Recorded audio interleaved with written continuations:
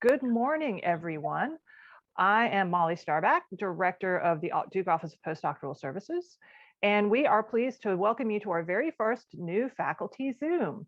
This series is co-sponsored with the Graduate School as part of the Academic Job Search series, and our co-host, Melissa Bostrom, just waved from the Graduate School, is joining us and is co-pilot today. Hello, Melissa. We are recording this session for the benefit of postdocs and graduate students who could not attend today, so please be aware of that. And today our guest is Lauren Slosky, who is an incoming Assistant Professor of Pharmacology at the University of Minnesota.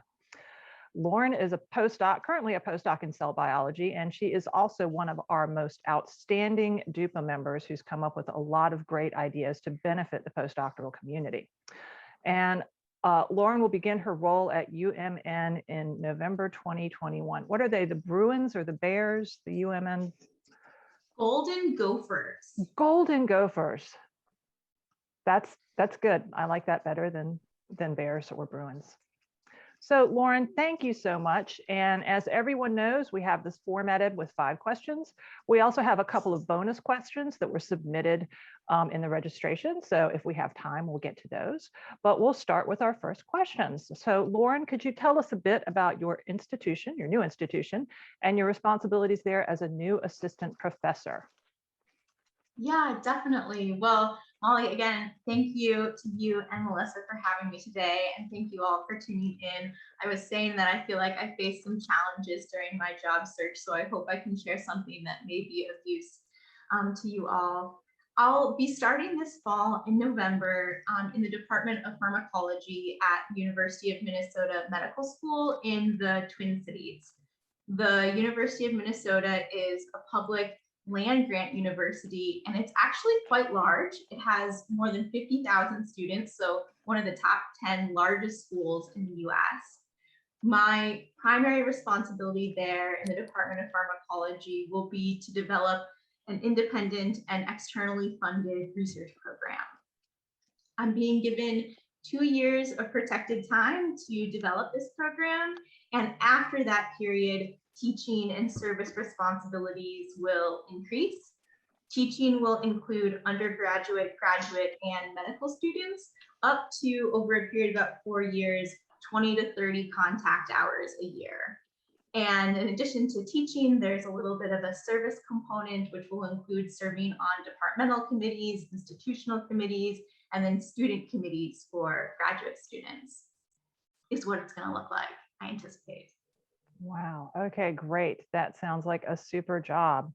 So how did you adapt to changes in the application and interview process and or onboarding for your position due to COVID-19? Yeah, so unfortunately, I don't know any other way. So this was my first year on the job market, and so I can't do a compare and contrast, but I can tell you a little bit about what I presume was different this year. That being that it was basically all online up until this summer. And so that meant that there were many and long virtual interviews by Zoom or Microsoft Teams. This included research seminars and chalk talks, often given in the same day, often a couple of hours apart and interspersed with other meetings with individuals. There were also short turnaround times between invitations to interview and when those interviews actually happened, I think because fewer logistics to plan for if no one's traveling. And also that there were no campus visits until about June. And so everything was a little bit delayed compared to what I understand the timeline looks like in normal years.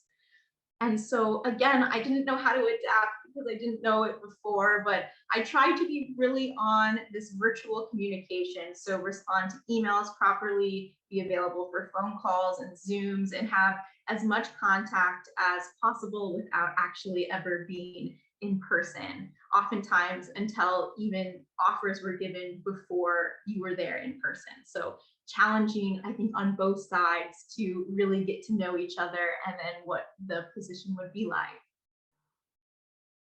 Wow. Okay. Thank you. Lots of virtual. So, given the impact of the pandemic, are there any specific experiences, credentials, or qualifications, such as online teaching experience, that your department or institution now seeks in potential hires that they may not have sought before, although you may not have known because, as you said, this is the only reality you know. So exactly, I was looking through this and thinking, and nothing immediately jumps to mind that was mentioned to me as a new criteria that we're looking for. But I have to imagine that online teaching experience would be valuable, even in positions where that's only going to be 10 or 15% of your time. I imagine that some amount of virtual learning will go on in the future, and I think that would be seen as a big positive, but nothing was specifically mentioned to me about those changes. Okay, good to know. And what advice would you offer current postdocs and graduate students who will be applying for faculty positions soon? Oh gosh. Okay. I guess a couple of things here. The first thing is that I wish I had prepared my application materials earlier. And by earlier, I guess I just mean before they were due. I've heard about people who prepare like the summer before or even 6 months before, and that would have been a really good idea. I don't know if the quality would have been better, but it certainly would have been a less stressful experience not to be creating these materials anew every time a posting came out. And also to be thinking about what exactly those materials are going to be. So a research statement, a teaching statement, a diversity statement, and then potentially to have multiple versions. So like a research statement that's 5 pages or 3 pages or 2 pages, because there really isn't a standardized way in which people are asking for these materials, which is a little bit unfortunate. And so maybe to just be thinking of the fact that these materials will be needed, and then to have potentially a short and a long form of the research statement at least. The other thing was I mentioned that short turnaround time between offers to interview and then when they actually want you to be there and speak. And so preparing things like chalk talks and talks ahead of time, I also think would have been really valuable. In a couple of instances, it was just like a week and a half in between like the invitation and when it was scheduled to occur, which isn't a lot of time to put together a presentation and get feedback and maybe use some of these duper resources for getting feedback from a broader postdoc community. And so to have done this 6 months before, the summer before, I think would have been really helpful. And there are a couple of other things that weren't even on my radar. I knew I had statements and I just, life gets very busy, hadn't prepared them ahead of time. But the other thing I hadn't thought about is having an equipment list, a description of space needs, and a budget. That happened very quick. So often at the end of an interview, I would be asked to provide that by email. And so again, stressful to come up with that in the moment. And then to not have thought about that ahead of time. So I think being able to put some of those thoughts down in an Excel or on paper so that you're ready to provide that over email would just take away some stress of having to do it right in the moment. And the final thing I would thought in terms of preparing materials is to identify who letter of recommender writers are going to be and warn them ahead of time that this is what you're going to be doing and the extent of what you anticipate needing. I was really blown away by the number of applications that required letters right off the bat. So like even before an initial virtual interview, they just want letters. And some of them want up to 5. And so that's a lot of people and that's a lot of time. And I wish that I had kind of given my writers more of a heads up that this was how we were going to be spending fall, and this was the number that I anticipated needing. And so I was thinking about that. And let's see, we're also talking about advice. And one of the other things that I feel like I really benefited from was having a support network. And so maybe be thinking of now who is in your support network and how you can lean on them. There are a couple of features that I feel like I benefited from. The first is having a support network of faculty. So I had, through this Career Transition Award, a formal mentoring community or committee of faculty at Duke. And this was 4 faculty of various departments, and they have been wonderfully supportive. And I mentioned, it would have been good to prepare these things ahead of time, but they heard versions of my job talk on December 23rd at 5 p.m. on New Year's Eve. There were communities of postdocs who heard practice chalk talks at 9 and 10 p.m. in the middle of the week. Other postdocs who I sent drafts of my materials to, or even just drafts of email correspondence to, at 11 p.m. and was like, I need to send this tomorrow, probably.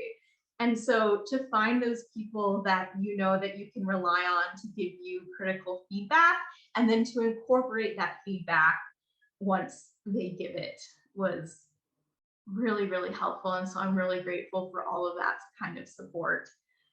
And so in addition to having a professional network to rely on, I think also very important to have a personal support network. I think it's very emotionally draining and can be very disheartening.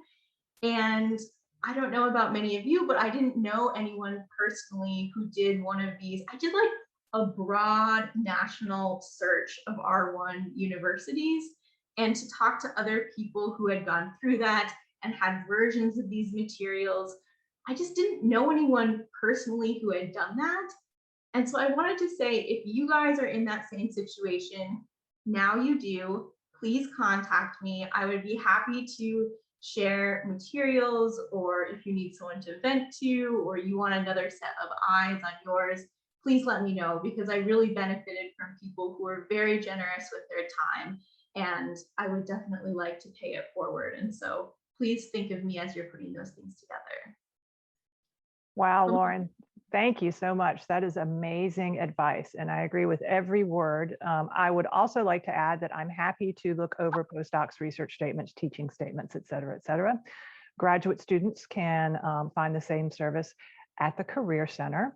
I agree, try to run it by as many faculty members and postdocs as you can, and be prepared to hear conflicting advice. Is that correct, Lauren? Definitely. And how you weigh those and what you do with that information. But I think definitely there's something to learn from every single thing that someone says. So figuring out what that is really helpful. Great. And as Lauren also mentioned, DUPA hosts a job talk service that's very useful. You can get up in front of a big, scary auditorium room and deliver your job talk and see what it feels like in real life or virtually in real life. It's very helpful. So Lauren, if I may backtrack a little bit, could you tell us how many positions you applied for, how many offers you get, if you're comfortable discussing that? Yeah, so I can tell you a little bit of a backstory here. Is I panic applied. So I was in what I felt like was a very good situation, because I received, amazingly, one of these K99 R00 awards. I was waiting for a big paper to come out, and I was like, 2020 is my year. And that was the plan. So I had the K99 for a full year, didn't send in a single application, and then the pandemic hit. And I wasn't sure, they don't typically extend K99s, if they were going to be amenable to that. And so I applied as if something had to come out of this year regardless. And so that was the backstory. And so I ended up doing a very broad national search. I applied to about 44 positions. I did initial interviews for 9 of those positions. I did full day talks and meetings for 7, and I ended up coming away with 5 offers, which is amazing, but it's still a lot of rejection. So if you think about 90% of the time, what you're doing and spending hours on all these applications doesn't amount to anything. And that was really hard to come to terms with, because even though I feel like this ended up being very successful, it felt hard and it felt bad. And so I really, yeah, my heart goes out to everyone who's doing this right now, because pandemic or not, I think it's just a very challenging situation. Wow. And once again, that makes it extra kind of you to extend your offer to help to others. And I encourage everyone who's on this call, look around you and invite people in the chat or wherever to join you in a postdoc or graduate student job hunting group. Mhm. So our next question is, what is the hiring outlook at your institution? And you may not know yet because you're not there yet. So I'm not there yet, so I don't know. I can tell you they're still under a hiring freeze. And we were waiting for this freeze to lift for about the last 6 months, and that has still not happened. What I do know is that exemptions can be submitted and improved, which is how I'm being brought on this fall.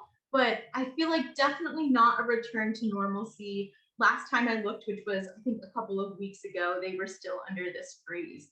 So I think there's still a little bit of uncertainty about what the financial outlook looks like for them. But I think hope, because they continue to bring like people on, and just more, there's more red tape associated with getting that kind of approval.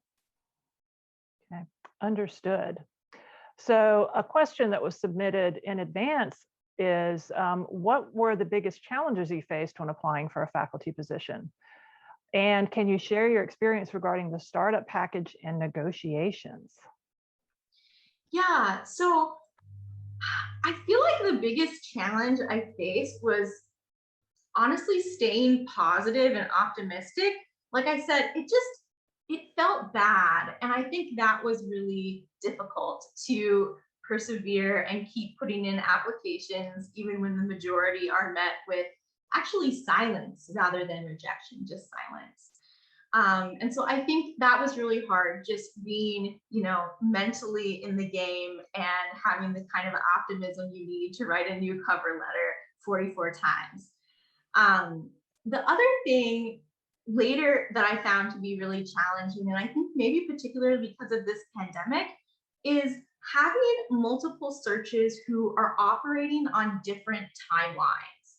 And so maybe there is an offer from one search committee and you're still waiting to know if there are going to be other opportunities or how you can get them to align so that you have a clear view of what options may look like. And that was very also stressful, just because some of these were very protracted given the inability to visit in person. But what I found was being as transparent as possible seemed to be good, and people understood the need to really go into these kinds of decisions knowing what all of the cards looked like and making sure that it was made with all possible information. So a stress, but not insurmountable. The other thing, we had talked about the negotiations, and something I found really helpful is there is a future PI Slack that maintains an Excel where postdocs can self-document their interactions with all of the ongoing searches.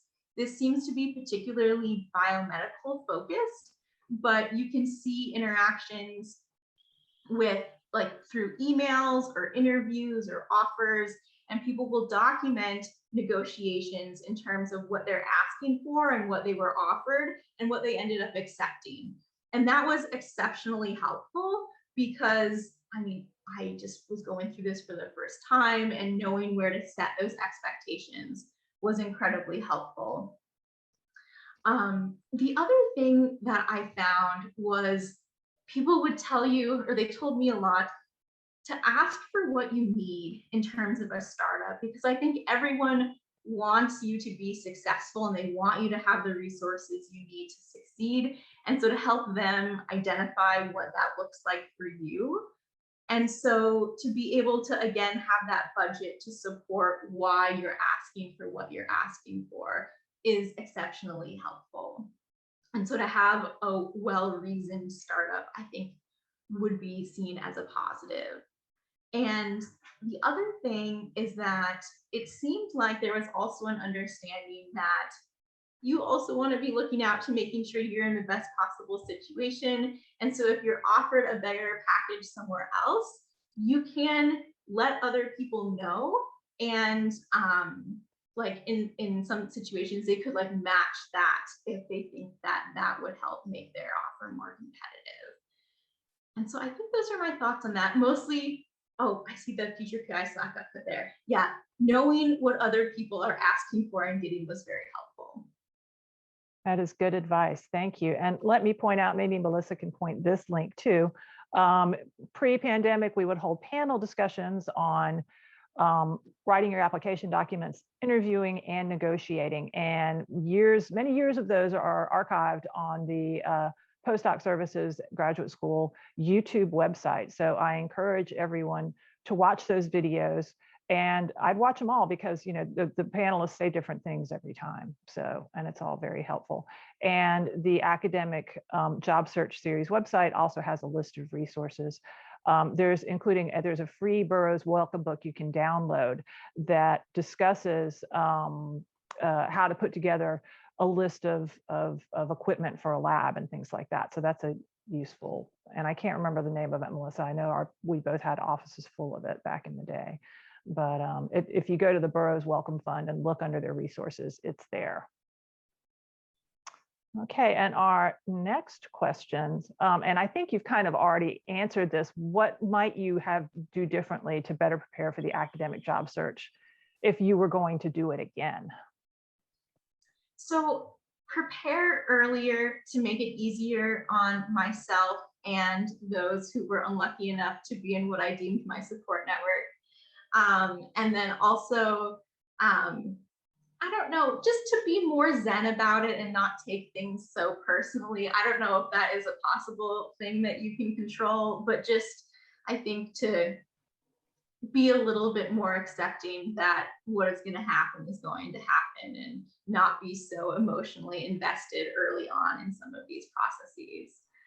And I think the other thing that caused me some internal strife was not having really reflected on what is the scientific and the geographical environment that I really was looking for ahead of time, because I think I could have done a much more narrow search if that was really clear in my head. And I think doing a narrower search would have meant less of the rejection and also less time, because I should also mention that I'm very lucky to have had a very supportive PI and to have spent, most of the last year on this job search endeavor. And I recognize that not everyone can do that.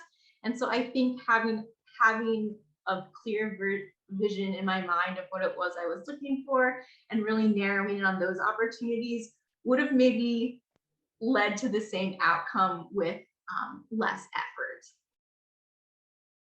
Excellent advice. Thank you, Lauren. Well, we've now reached the end of the list of questions that were submitted in advance.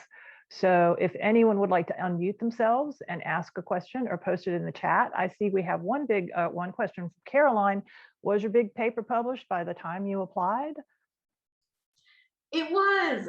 So I was waiting for it. It came out in like June of 2020, which would have been just in time, but instead it was just in time for this pandemic. But I think it helped. I also know people who have taken advantage of preprint servers like bioRxiv and gone on the market without like a peer-reviewed publication. But I think people who are in the field and can appreciate the impact of that have also been successful.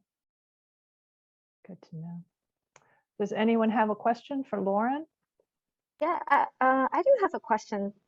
Thank you so much, Lauren, and we really appreciate your kind advice and for you to extend the offer. I personally am deeply thankful.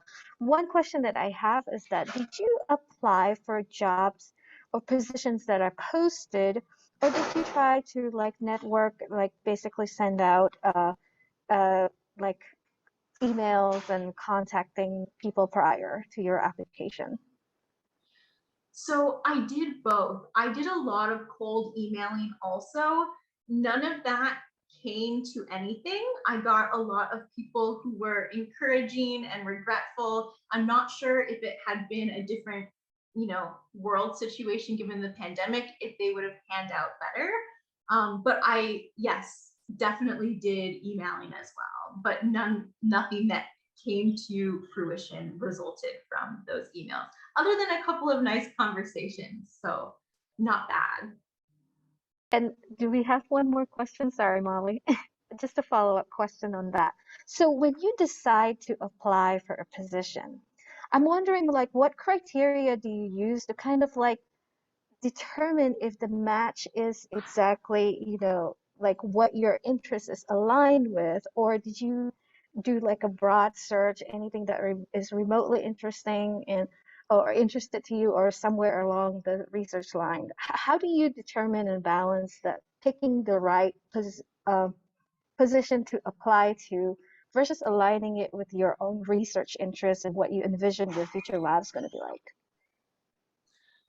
That is such a great question. And so I can tell you that the advice that I was given by people who I have been on search committees and know about these things was that search committees don't know what they're looking for until they find it. So to apply, if you think the institution could be a good fit and the department aligns with what you want to do, I can tell you from this very limited, like 12 months of experience, everything that I was contacted for afterwards was very much in line with what it was that my past experience was and what I had said that my anticipated my future group would be doing. So I didn't get a lot of interest from, oddball departments or very far off, even though I did apply for them out of this desperation applying. And so maybe it does happen, but in my experience, the posting, when they said they were looking for an immunologist, they really did mean that. And they weren't going to decide that they were suddenly interested in neuroscience. So maybe do look for something that sounds like it is already a fit, but I don't know.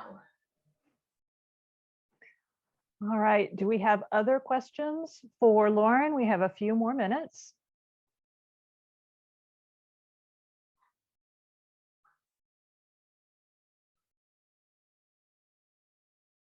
Oh, there's a big thank you from Stella. I have a question, Lauren. This is Alicia. Hi, congratulations. I was wondering how you ended up choosing Minnesota. What you said you were down to 5 schools. What made the difference for you? And I guess what was it surprising or was it kind of what you thought? Yeah, that's a great question. So, this wasn't necessarily on my radar a year ago, but like I said, probably some soul searching beforehand would have been helpful.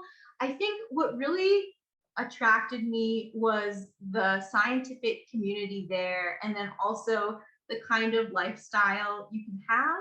And so one of the things that I really liked is it's a department where the head does very similar work and has a very clear idea about what are the equipment needs, what are the space needs. It's well resourced in terms of common equipment.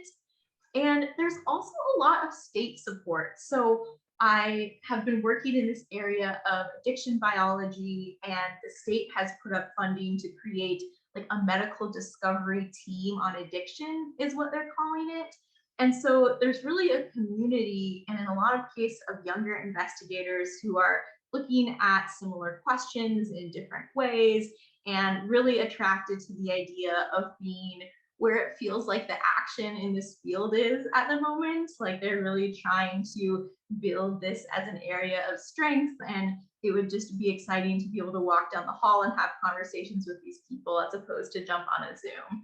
So that was really it, is I just felt like that was the kind of community I wanted to be a part of. And also like I could envision, living in a house there and driving there and thinking about what kind of lifestyle would be conducive also to this work.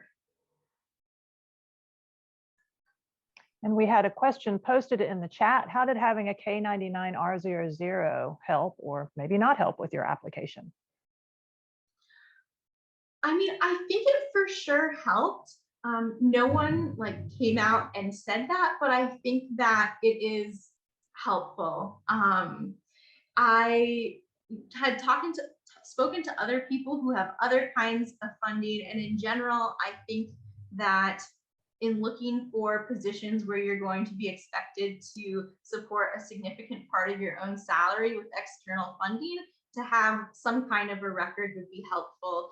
And if not a K99, then another career development award or postdoc award or some like foundation. I don't know. I think I've seen it happen a lot of different ways, but I know that having a demonstration of being able to secure funding is viewed positively, and I suspect that it helped in this past year as well.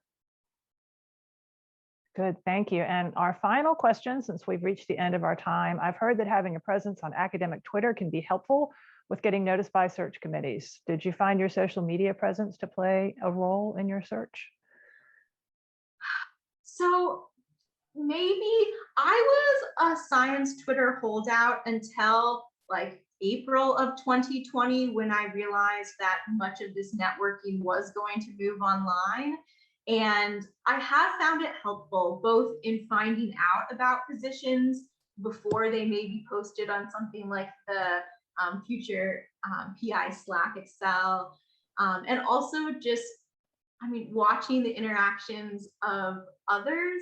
I think it's helpful to get to know where people are and what they're doing. I wish I would have caved maybe a little bit earlier just to get a better lay of that land, but I don't necessarily know if it helped in like the search process, other than identifying opportunities and having a little bit of name recognition with other people who are in that world. But I don't know, I commiserate because I was a holdout for a long time too, and it's just another thing to put on the plate. Yeah.